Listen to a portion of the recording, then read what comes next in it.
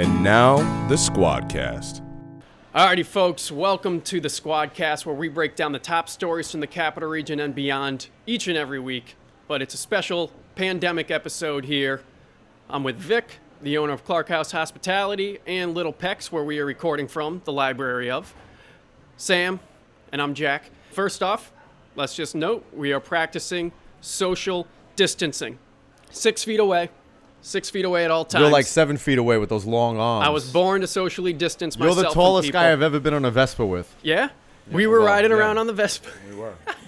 That was so fun. You're delivering wine nowadays. We're delivering wine to the people of Troy and beyond. And that's what you need to do because as of 12:30 today, Cuomo, basically everything is shut down. We know that. That's not news.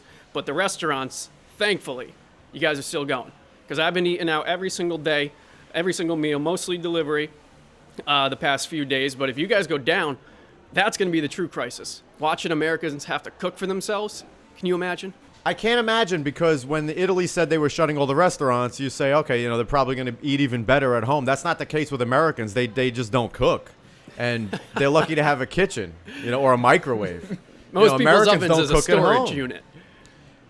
People in Italy, probably the food is better in people's homes than in the restaurants of Italy. I've never been to Italy, although I'd like to go. I'm gonna let it breathe a little bit, but I would like to be there at some point.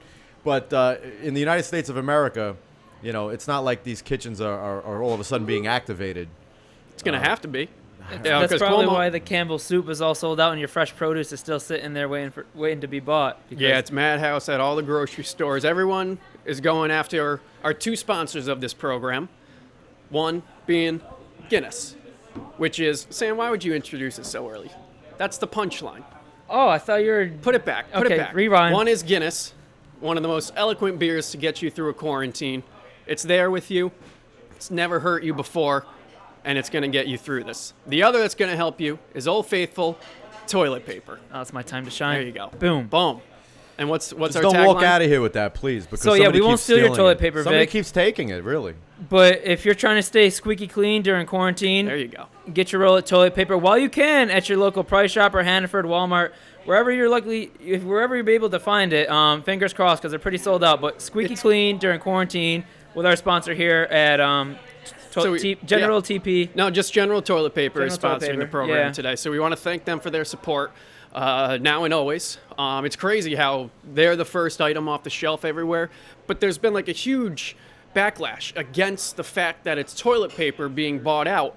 And I completely understand why people are doing that. People are legitimately like, why are they going for toilet paper? Why do you need that during a pandemic? Because you might be quarantined in your apartment for weeks at a time. You need toilet paper. I completely get it. And don't steal that from Vic, though. He needs it. I'll try not. So I went back to Syracuse to steal some from my mom's garage, Vic. So that's going to be safe with you. And it's not Charmin. I need Charmin. But anywho, because there's nothing you can find here in the local grocery store. So I drove to Syracuse because I knew my mom had a stash. Yeah. I brought some rolls back. So that is safe with you. I don't know about Jack. I don't know about Matt behind the scenes. So you might want to put a lock on that and put it in a safe space. To me, this is a non-issue. This is a day-to-day thing. You can't conceivably expect a store, a supermarket, to store everything in infinite capacity. They have distributors that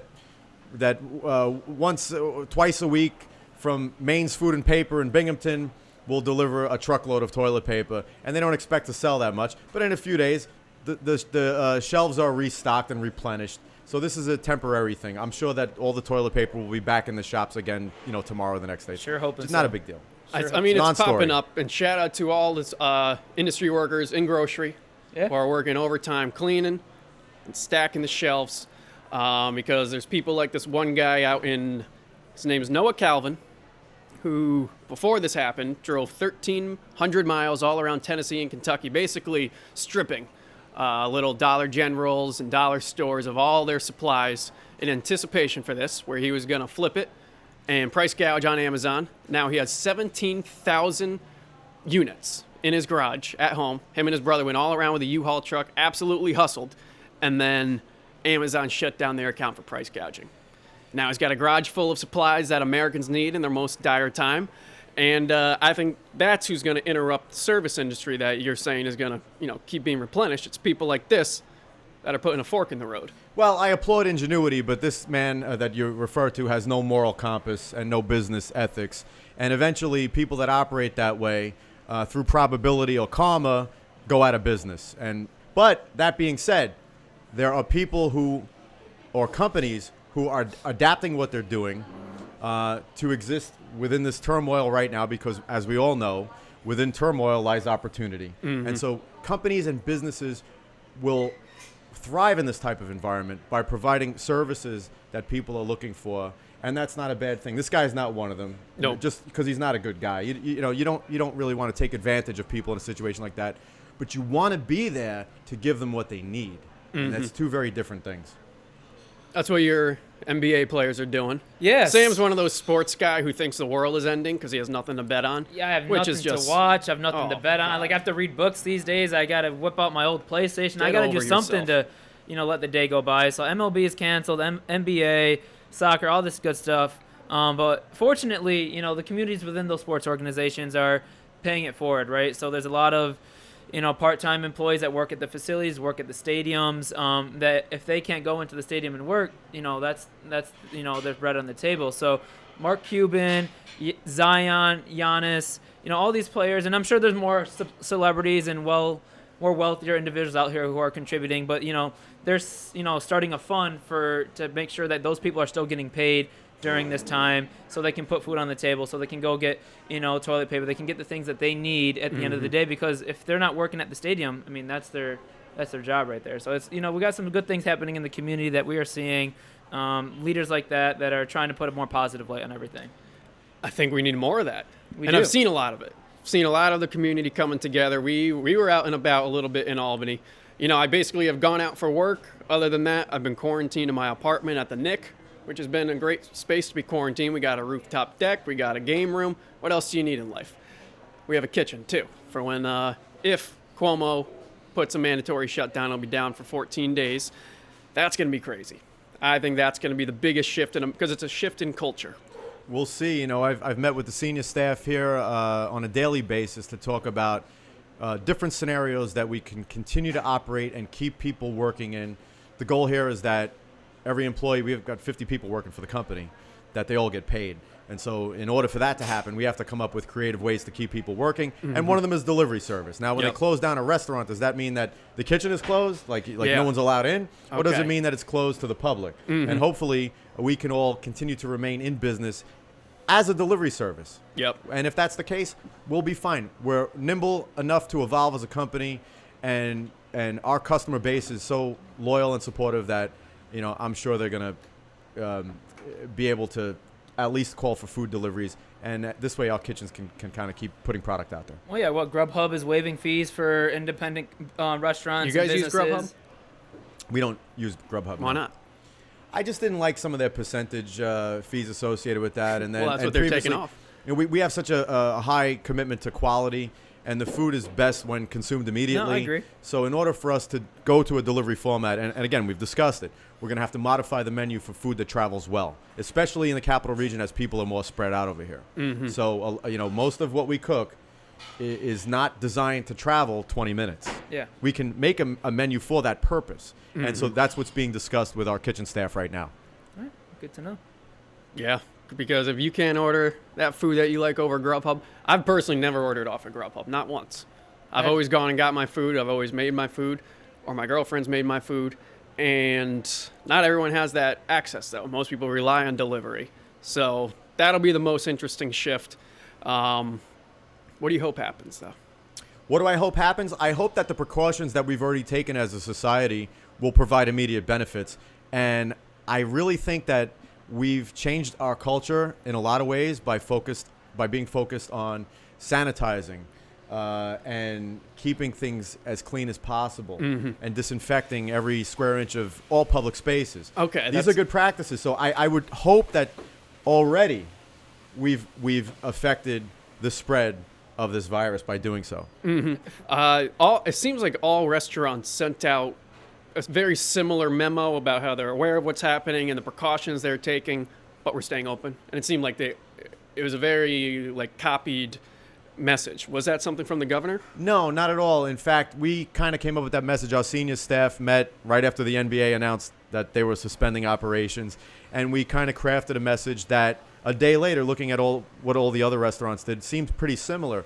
But then I realized, like, we all do similar work, and we just wanted to let the customers know we're taking this seriously and we're keeping the place clean and safe. However, we do need to remain open in business so we can keep people working in order to pay them. I mean, the thing about the restaurant business is that we operate on very, very slim profit margins. Yep. And in order to pay people, restaurants are not sitting on hundreds of thousands of dollars. We are operating on a week-to-week basis here, most of us in the industry. And so in order to keep people making the same money, and a lot of it in service is based on tips. A lot of your service industry professionals, majority of what they're taking home is tips, and that happens through service. And so my heart goes out to, we're talking about tens of thousands of people right now who are very, very nervous about what their next paycheck is going to look like. Yeah. And so I think from somebody like in my standpoint, owning a restaurant, you want to keep people working as long as possible because you want to be able to pay the bills. That's it. It's the main thing. It's the main thing. It's the main thing we all care about is making sure people get paid and paying the bills. So in what ways can people support you? Let's say this gets worse. Let's say next thing it's a mandatory quarantine, but you guys can operate. How do you want people supporting you guys? I think every restaurant would be happy with a big delivery order. They'd be thrilled. And I don't see any restaurant in the universe turning down a nice delivery order. I think everybody would be excited by that. So I think that's the easiest way. Call up your local restaurant that you like and have dinner with your family and maybe get some food for the next day. Put in a nice order to your favorite local restaurant. I'm sure that'll go a long way. You know what I think we need more, though, of? Singing. You see that video in Italy?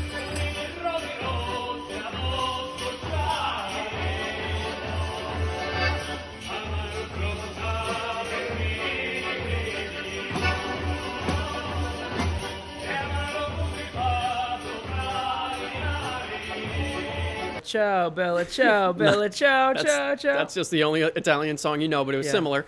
Some Italian anthem that everyone knew. They're all in their garden on their porches, and they're singing, and it's so talented. Like the people playing the instruments and this woman banging the tambourine. It was incredible. And I was like, can you just imagine this happening in Troy or Albany or Cohoes?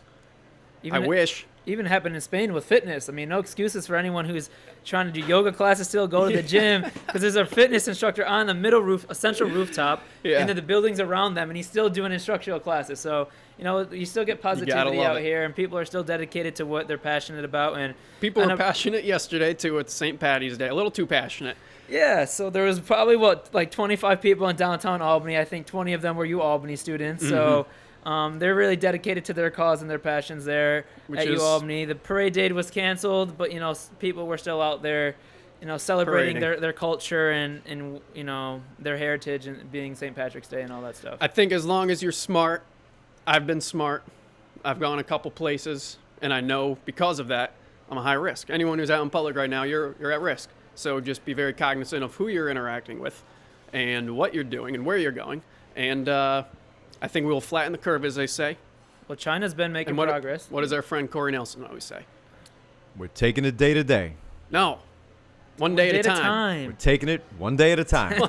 You made your own version, Vic. Folks. One day at a time. Stay clean. Easy. Drink Guinness. And enjoy yourselves. We're living in crazy time, folks. Be squeaky clean for quarantine. Get your toilet paper. Yeah, hold on to that.